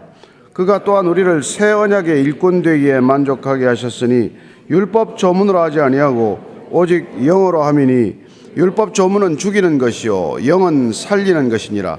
돌에 써서 새긴 죽게 하는 율법 조문의 직분도 영광이 있어 이스라엘 자손들은 모세의 얼굴이 없어질 영광 때문에도 그 얼굴을 주목하지 못하였거든. 하물며 영의 직분은 더욱 영광이 있지 아니하겠느냐? 정죄의 직분도 영광이 있은즉 의의 직분은 영광이 더욱 넘치리라. 영광되었던 것이 더 큰 영광으로 말미암아 이에 영광될 것이 없으나 없어질 것도 영광으로 말미암은즉 길이 있을 것은 더욱 영광 가운데 있느니라. 아멘. 멀쩡하게 같이 살던 사람들끼리 갑자기 이렇게 자격 시비를 하면은 얼마나 이렇게 답답하겠어요. 내 자격을 좀 증명해봐라. 내 능력을 입증해봐라. 아니 같이 지금까지 잘 지냈는데 서로 간에 이렇게 참 좋았는데 근데 무슨 일인지 무슨 의심이 생기고 좌우지간 관계가 좀 불편하더니 과연 내가 그만한 자격과 능력이 있느냐고 따지기 시작하면 얼마나 사람이 속이 답답하고 속이 뒤집히겠어요. 지금 사도 바울이 이제 그런 상황을 만난 거예요. 고린도 교회가 지금까지 어떤 문제가 지금까지 있었다는 걸 우리가 잘 알고 있습니다. 그런데 지금 또 한 가지 문제를 삼은 것은 거기 들어와 있는 슬그머니 와 있는 이제 그런 뭐 거짓 교사들이랄까요? 조금 이런 이상한 사람들이 들어와서 바울에 대한 험담을 시작하는데 그 중에 그 이제 문제를 삼은 게 이제 바울이 과연 사도냐 그런 것들을 따지기 시작하다가 그 바울이 여기 올 때 고린도 올 때 누구 추천서를 가지고 왔냐? 적어도 그 사람이 제대로 된 그리스도인이라면 예루살렘 교회 추천서가 있어야 되는 거 아니냐. 그리고는 자기들이 이제 추천서를 내미니까 바울에 대해서 좀 고가운 생각을 가졌던 몇몇 사람들이 그래 그렇구나. 그러고 보니까 내가 바울 추천서는 본 적이 없네. 이런 또 문제가 생긴 거예요. 오늘 이 얘기는 골자가 과연 추천서가 우리에게 필요하단 말인가? 어떻게 우리들어 추천서를 내보이라고 그러냐? 고린도 교회가 이게 사도 바울과 디모데와 실라와 이렇게 해서 교회가 세워진 교회인데 그 사람들한테 너 지금 누구 추천서 받고 이 고린도에 왔었니? 이걸 새삼스럽게 따진다는 게 이해가 됩니까? 저보고 여러분들이 지금 아침에 설교하기 전에 잠시 정목사님 목사 안수증 좀 보십시다. 설교를 할 만한 자격이 있습니까? 어느 신학교를 나왔어요? 언제 안수 받았습니까? 이런 걸 따지면 아마 가져오라면 가져오겠습니다만은 이게 영 싸해지지 않겠어요? 그 바울은 기가 막힌 것이죠. 다른 교회가 아니고 무슨 청빙받는 교회도 아니고 본인으로 시작된 교회인데 그 교회에서 이런 대접을 할 수는 없는 일이죠. 이게 이제 오늘 본문의 배경이고 발단이 된 일이란 말이죠. 그래서 1절 말씀 이렇게 바울이 참 반문합니다. 같이 읽습니다. 시작. 우리가 다시 자천하기를 시작하겠느냐? 우리가 어찌 어떤 사람처럼 추천서를 너에게 붙이거나 혹은 너에게 받거나 할 필요가 있느냐? 여러분 이 한마디에 얼마나 정말 기가 막힌 억장이 무너지는 심경이겠어요. 예? 뭘 다시 추천서를 내라는 거냐? 일껏 잘 일하고 그리고 그 교회 잘 세워놓고 떠났는데 다시 내가 방문하겠다 그러더니 오려면 추천서 가지고 와라. 이게 말이나 되느냐 이런 얘기예요. 근데 이제 이 당시에 또 우리가 한 가지 이제 배경을 염두에 둔다면은 추천서 문화예요. 지금도 뭐 대학 갈 때 추천서를 쓰고 심지어 신학교를 갈 때도 추천서가 필요하고 이래요. 추천서는 그때나 지금이나 일상적인 하나의 요식 행위인 건 분명해요. 오죽 사람을 믿을 수가 없으면 또 이런 제도가 생겼겠습니까? 근데 이제 이 사람들이 고린도 와서 바울의 추천서 시비를 삼은 사람들은 본인들 추천서를 가지고 오긴 왔는데 사실 예루살렘 교회를 가지고 온 게 아니라 예루살렘에서 이제 유대교를 믿다가 그리스도인이 된 사람들을 유대주의자라고 불렀어요. 이 유대인들 중에서 크리스찬으로 개종한 사람들 중에서 조금 못된 사람들이 있는데 이 사람들은 믿으려면은 유대인들처럼 믿어라. 그러니까 비록 너희들이 그리스도인으로 개종을 한다고 하더라도 할례는 받아야 된다. 그리고 우리가 최소한의 율법은 다 지켜야 된다. 이게 이제 문제가 된 거란 말이에요. 예컨대 이제 여러분들이 아침 예배 오셨는데 적어도 그리스도인이 되려면 등록 교인이 돼야 된다. 그리고 또 여러분들은 아침 예배는 한 1년은 해야 된다. 뭐 40일 새벽 기도는 그래도 1년에 한 번은 해야지. 이런 조건을 내세우고 그리고 적어도 뭐 술, 담배는 끊고 와야지. 이제 이런 얘기를 자꾸 하면은 말이 안 되는 건 아닌데 사람을 답답하게 만드는 일 아니겠어요? 어쨌건 이런 자격과 이런 것들을 따지기 시작하면 교회가 문제가 있든 조금씩 소란스러워지기 시작을 한단 말이죠. 근데 어쨌거나 지금 그 당시에 이게 추천서는 그런 것들을 이제 불식시키는 이제 보증서 아니에요. 그러니까 누구 추천서를 가져왔느냐에 따라서 그레이드가 달라지는 것이죠. 지금도 사실 서양은 추천서 문화예요. 근데 이제 사도 바울의 자격을 문제 삼은 사람들은 그 주데아이즈라고 부르는 유대주의자들, 예루살렘 교회 지지를 못 받거나 개척되거나 한 다른 사람들의 추천서를 가지고 온 거예요. 근데 이게 압니까 우리가? 그래서 예루살렘에서 왔다는데 지금 여러분 이상한 신학교에서 그냥 일주일 만에 따가지고 오는 그런 건 많습니다. 졸업장이. 뭐 미국에서 이름도 뭐 들어보지도 못하는 그런 데서 이게 졸업장을 만들고 또 뭐 말도 안 되는 그런 이 안수를 주는 또 교단이 있어요. 이런 데서 또 목사 안수 받았다고 그걸 자격이라고 제시를 하면 모르는 사람들이야 믿겠죠. 그러니까 헬라 세계에 있는 사람들은 예루살렘에 있는 추천서를 가지고 오면 되게 믿었단 말이에요. 그걸 이제 하면 설교할 기회도 줬고 또 설교하고 나면 사례도 주고 그랬어요. 그 이제 그런 것들을 받고 그런 것들을 하는 사람들로서는 사도 바울은 추천서도 없고 사례도 안 받고 이제 그런 걸 문제 삼은 거란 말이에요. 왜 추천서가 없겠냐? 거기서 정식으로 파송 안 했으니까 없겠지. 왜 사례도 안 받냐? 자기가 미안하니까 안 받지, 자격이 없으니까. 이렇게 건 거란 말이에요. 근데 사도 바울은 야, 내가 너희들하고 같이 이렇게 교회를 이루고 목회를 했는데 무슨 새삼스럽게 추천서 얘기냐? 근데 이렇게 말하는 바울도 추천서를 썼던 사람이에요. 그래서 우리가 이 사람들이 안디옥 교회를 갈 때 예루살렘 교회 추천서를 받고 간 사람들입니다. 그래서 사실 이 재밌는 거는 제가 한번 읽어드릴게요. 그 사도행전 15장을 보면은 제가 쭉 읽어드릴 텐데 이 추천서가 어떤 위력을 가졌는지를 우리가 알 수가 있어요. 사도행전 15장 22절 이하입니다. 이에 사도와 장로와 온 교회가 그 중에서 사람들을 택하여 바울과 바나바와 함께 안디옥으로 보내기를 결정하니 곧 형제 중에 진도자인 바사바라 하는 유다와 실라더라. 유다와 실라를 이 바울과 바나바하고 보내면서 추천서를 써보내는 거예요. 그 편에 편지를 붙여 이르되 사도와 장로된 형제들은 안디옥과 수리아와 길리기아에 있는 이방인 형제들에게 문안하노라. 들은즉 우리 가운데서 어떤 사람들이 우리의 지시도 없이 나가서 말로 너희를 괴롭게 하고 마음을 혼란하게 한다 하기로 사람을 택하여 우리 주 예수 그리스도의 이름을 위하여 생명을 아끼지 아니하는 자인 우리가 사랑하는 바나바와 바울과 함께 너희의 보내기를 만장일치로 결정하였노라. 이래서 예루살렘 교회가 이 사람들을 신원 보정을 해서 보내서 안디옥 교회를 섬기게 한 거란 말이에요. 여기 추천서는 대단히 중요한 거죠. 그리고 또 바울 자신도 이 추천서를 써서 보내는 것을 보게 됩니다. 그래서 로마서 16장 1절 2절을 보면 내가 겐그레아 교회의 일꾼으로 있는 우리 자매 베베를 너희에게 추천하노니 여성 사역자 베베예요. 그 로마 교회에 추천한 겁니다. 지금 너희는 주 안에서 성도들의 합당한 예절로 그를 영접하고 무엇이든지 그에게 소용되는 바를 도와줄지니 이는 그가 여러 사람과 나의 보호자가 되었음이라. 베베가 나한테는 어떤 그런 은혜를 끼친 사람인데 이 사람 로마 교회 가면 잘 좀 대접해줘라. 이게 바울의 추천서를 가지고 오면 확실하잖아요. 추천서 문화는 당시에 보편적이었고 또 일면 필요하다는 것을 우리가 알 수 있습니다. 우리 잘 아는 빌레몬서 같은 건 어때요?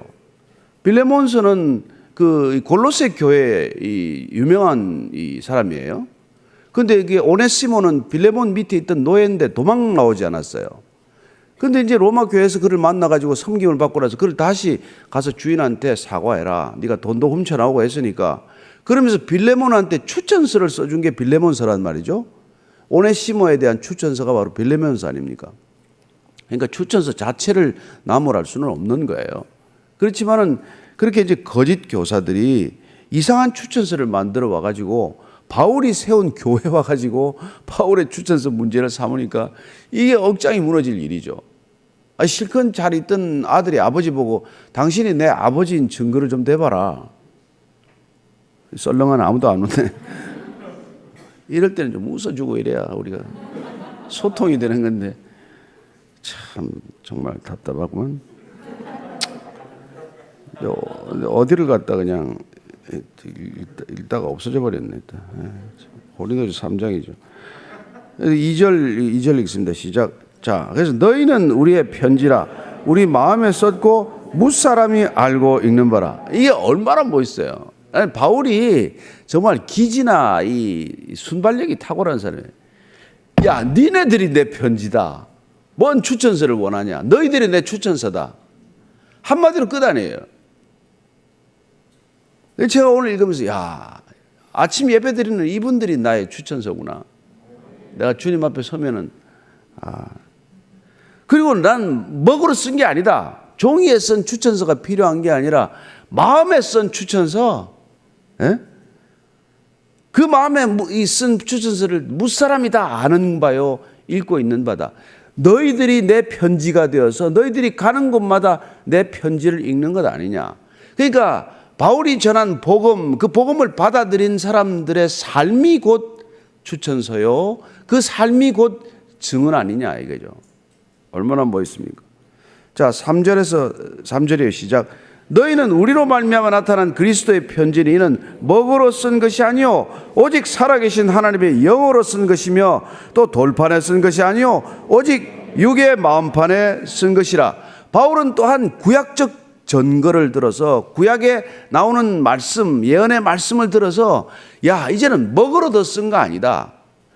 십계명 돌에 썼지만 남아있냐? 돌에 쓰는 것도 아니요, 먹으러 쓰는 것도 아니요, 마음에 쓰겠다라고 선지자를 통해서 다 예언된 사실들 아니야. 이제는 지금 마음에 새겨야 한다. 마음판에 새겨지는 것이야말로 진실로 사람의 변화를 일으키는 거다.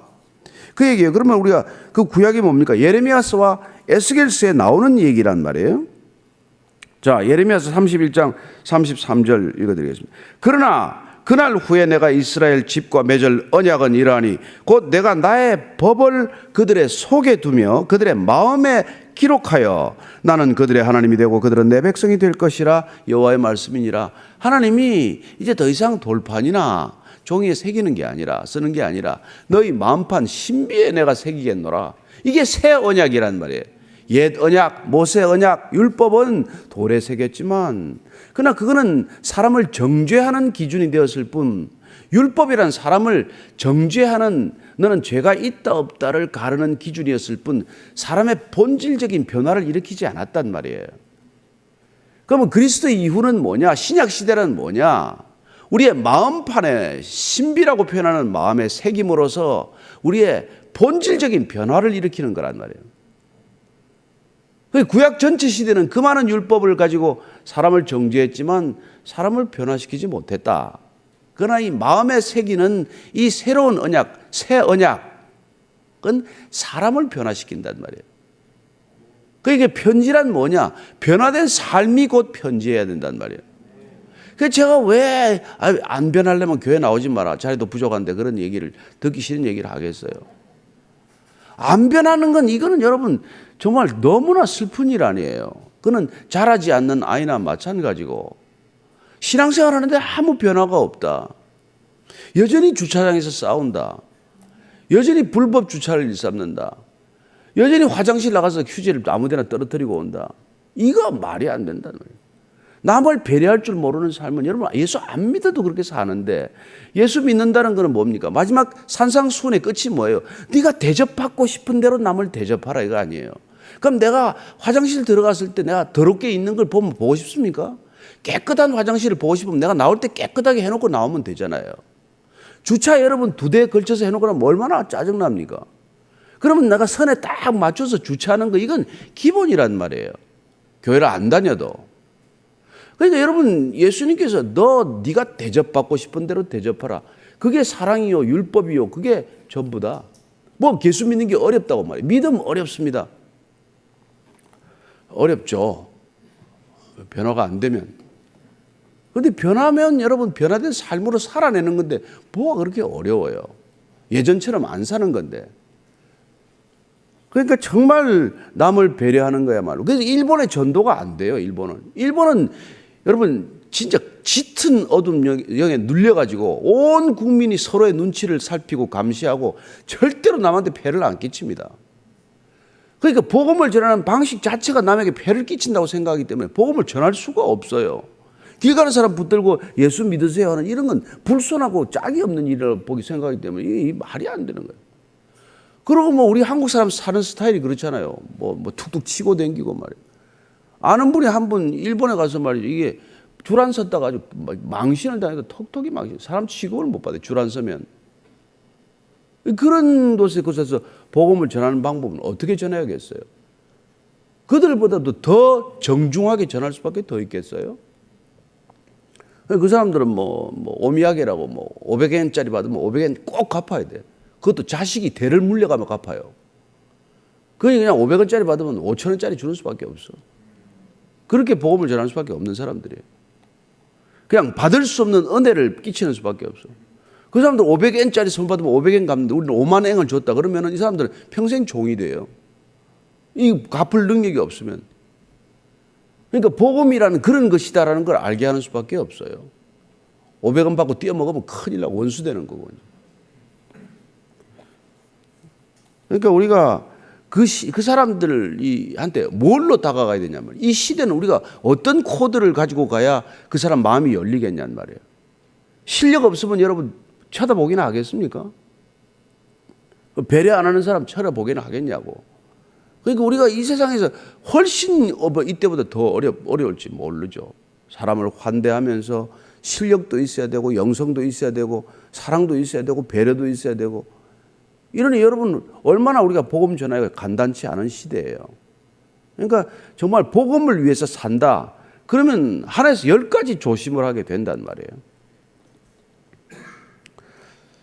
에스겔서에서도 그게 나와요. 에스겔서 36장 26절에도 그 말을, 또 새 영을 너희 속에 두고 새 마음을 너희에게 주되 너희 육신에서 굳은 마음을 제거하고 부드러운 마음을 줄 것이라. 율법은 사람 마음을 굳게 만들었어요. 여러분, 법이라는 게 우리를 꽁꽁 에워싸면 얼마나 마음이 강팍해집니까? 그러나 이 새 영이 오면 사람이 부드러워진다는 거예요. 그러니까 긍휼한 마음이 생기는 것이죠. 율법을 안 지키면 화가 나는데 이 새 영이 오면 율법을 못 지키는 사람을 보면 안 됐단 말이에요. 그 사람을 위해서 기도하게 되는 것이죠. 이렇게 새 영을 받는 것, 이게 그리스도인 된 거예요. 여러분, 새 영을 받으셨습니까? 그리스도인이 된 거예요. 근데 성경이 통째로 머릿속에 있더라도 새 영이 없어서 부드러운 마음이 없다면 아닌 건 아닌 거죠. 성경에 지식만 있을 뿐이지 그리스도인이 되었다라고 말할 수는 없는 거예요. 그죠? 틀렸나요? 그래, 한마디 정도는 해줘야지. 엎드려 절받기네. 4절 5절 읽습니다. 시작. 우리가 그리스도로 말미암아 하나님을 향하여 이 같은 확신이 있으니 우리가 무슨 일이든지 우리에게서 난 것까지 스스로 만족할 것이 아니니 우리의 만족은 오직 하나님으로부터 나느니라. 이 성경의 단어 하나가 우리를 참 헷갈리게 하는 게 이런 표현이에요. 만족이라고 번역을 해놓으니까 이게 뭐야, 뭔 뜻인가 했는데 이게 원어를 보면 능력이에요. 능력, 역량, 자격, 이런 뜻이에요. 사실 이걸 이렇게 번역을 해놓으니까 좀 어려운데, 그 능력이 우리한테 난 게 아니다. 자격이 우리한테 있는 게 아니다. 추천서가 사람한테 있어야 사람한테 받지, 우리의 자격은 하나님으로부터 온 것이다. 이 얘기를 강조하고자 하는 거예요. 그리스도로 말미암아 생긴 거란 말이에요. 우리의 자격은, 사도 바울은 뭐 아시다시피 그리스도인을 잡으러 다녔고 박해했지만 다메섹 도상에서 친히 불러서 내가 너를 이방인을 위하여 택한 그릇이다 직접 들었단 말이에요. 바울이 흔들리겠습니까? 모든 사람이 너는 사도가 아니라고 해도 나는 사도다라고 말할 수 있는 사람이에요. 이게 이만큼 그리스도와의 관계, 그리스도의 만남, 그리스도와의 사귐이 중요한 거예요. 여러분, 날마다 그리스도와의 사귐이 있으면 천하 모든 사람들이 욕을 해도 여러분 별로 신경 안 써요. 제가 옛날에 기자 시절에 청와대 출입기자 때 대통령을 이렇게 몇 사람 취재했는데 대통령하고 친하면요 아무도 겁나지 않습니다. 대통령하고만 친해도. 뭔 소리야? 근데 여러분, 하나님이 대통령만 못합니까? 여러분, 믿는 하나님이 대통령만 못합니까? 아니면은 진짜 주눅들면 안 돼요. 사람한테 주눅들 거 없습니다. 저는 제가 예수 안 믿을 때도 나는 근데 이 금식이 아니에요. 내가 내 건강을 위해서 단식할 때예요. 청와대 만찬에 초청받았지만은 제가 밥 안 먹었습니다. 나 지금 단식 중이요. 예? 그 뭐 다 먹는데 안 먹고 있어요. 물만 먹고 앉아 있었어요. 왜 그러냐고 그래서 나 지금 단식 중이다. 뭐 눈치 보고 먹을 게 뭐. 그런데 내가 지금은 여러분들이 밥 먹자면 할 수 없이 먹어요. 여러분을 더 사랑하니까. 아니 뭐 밥 사달라는 얘기도 아니고 밥 먹자는 얘기도 아니에요. 하나님을 두려워하면 사람은 두려워하지 않아야 돼요. 하나님 한 분 두려워하면 이 세상이 두렵지 않아야 돼요. 그게 신앙의 능력이에요. 이게 능력, 오직 하나님으로부터 난 만족이다. 부족하지 않기 때문에. 여러분, 제가 이게 여러분들 헌금이 부족하면 여러분들 비위를 살살 긁어야 될 거 아니에요. 교회 건물을 지으려면 여러분들 건물 헌금하라고 내가 매주 설교해야 될 거 아니에요. 그런 거 딱 그냥 끊어버리면은 여러분이 여기 뭐 헌금하든 안 하든 난 아무 관심이 없어요. 하나님하고 여러분과의 관계예요. 나하고 아무 상관이 없어. 교회가 돈 없으면 어떡할 건데? 문 닫으면 돼요. 돈이 없어서 안 하면. 하나님 닫으라는 사인이라고 나는 볼 거라고. 그럼 좀 하겠네, 안 닫으려면. 그게 뭐, 여러분, 교회는 돈을 이겨야 돼요. 그래야 교회요. 그리스도인은 이 돈을 이겨야 그리스도인이에요. 없어서 산다는 얘기는 안 해요. 그러나 우리 사도 바울의 고백처럼 우리가 부여에도 처할 수 있고 가난에도 처할 수 있고 돈이 좀 있어도 뭐 상관없고 없어도 그냥 지낼 수 있고 돈 때문에 우리의 무슨 마음이나 지위나 이게 오르락내리락 하지 않는단 말이에요. 세상은 그걸로 다 결정이 될지 몰라도 온 세상이 그럴지라도 저는 여러분들만은 돈이 있건 없건 늘 표정이 한결같기를 원합니다. 차가 좀 좋건 안 좋건 한결같기를 원합니다. 뭐가 그 타다가 다 쓰레기인데 버리고 갈 건데 천국까지 가져가면 내가 좋은 차 타고 가라 그러겠지만 가져가지도 못하는 걸 가지고 제가 뭐 주례한다고 호텔에 들어갔는데 그 이제 혼주께서 이제 다행히 이제 발레 파킹을 부탁을 해주셨어요. 그래서 이제 아내하고 내려서 들어가는데 그 저희들이 이제 교회가 렌트 해준 차가 저기 그랜저예요.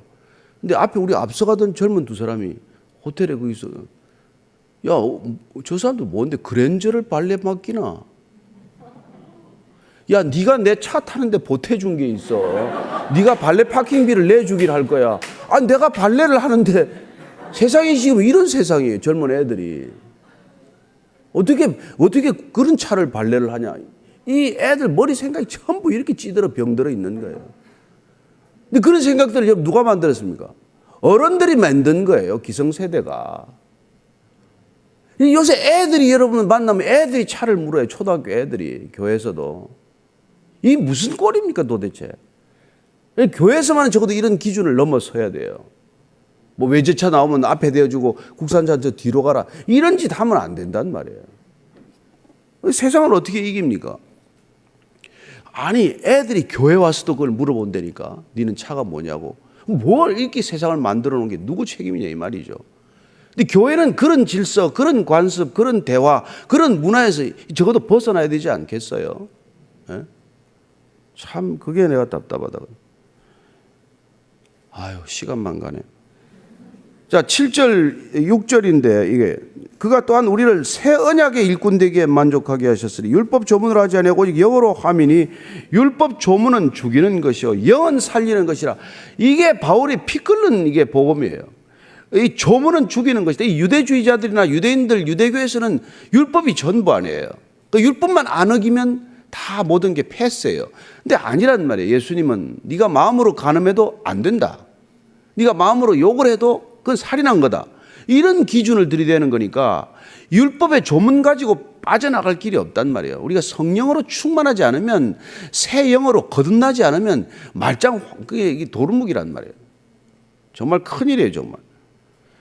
그래서 7절 돌에 써서 새긴 죽게 하는 율법 조문의 직분도 영광이 있어 이스라엘 자손들은 모세의 얼굴에 없어질 영광 때문에도 그 얼굴을 주목하지 못하였거든 하물며 영의 직분은 더욱 영광이 있지 아니하겠느냐. 정죄의 직분도 영광이 있은즉 의의 직분은 영광이 더욱 넘치리라.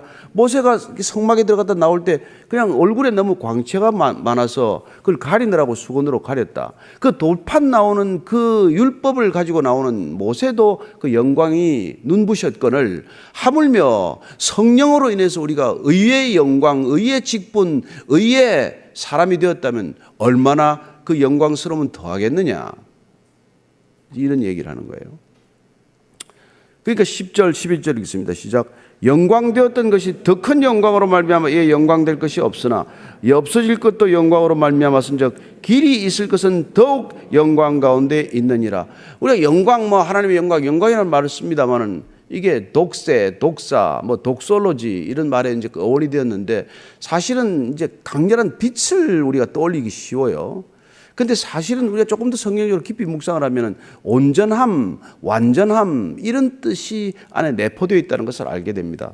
따라서 우리가 그 영의 직분, 우리가 이 하나님께서 우리에게 성령을 충만하게 하심으로 주심으로 하는 우리가 얻는 그런 온전함, 그런 완전함은 율법을 지키고자 해서 얻는 그 완전함에 비해서 얼마나 더욱 더 완전하겠느냐. 이런 뜻을 우리가 풀이할 수 있는 거예요. 그러니까 우리가 율법을 지켜서 온전에 이를 수 없다면 우리는 더 이상 구원받을 길이 없잖아요.